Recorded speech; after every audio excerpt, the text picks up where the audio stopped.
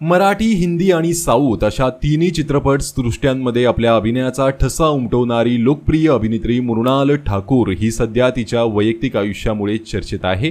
अभिनेत्री मृणाल ठाकूर ही मूळची धुळे जिल्ह्यातील आहे। कुमकुम भाग्य या मालिकेत मृणालने काम केलं होतं, त्यानंतर तिने मोठ्या पडद्यावर पदार्पण केलं।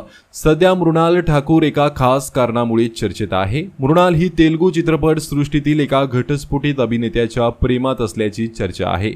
मृणालने सीतारामम या ब्लॉकबस्टर चित्रपटातून तेलुगू चित्रपट सृष्टीत पदार्पण केलं होतं। या चित्रपटात सुमंत हा अभिनेता खलनायकाच्या भूमिकेत झळकला होता। या चित्रपटाच्या शूटिंग दरम्यान मृणाल आणि सुमंत हे एकमेकांच्या जवळ आल्याची माहिती आहे। दोघांमध्ये मैत्री झाली आणि ही मैत्री आता प्रेमात रूपांतरित झाली आहे। दोघेही एकमेकांसोबत वेळ घालवत असल्याचं समोर आलं आहे।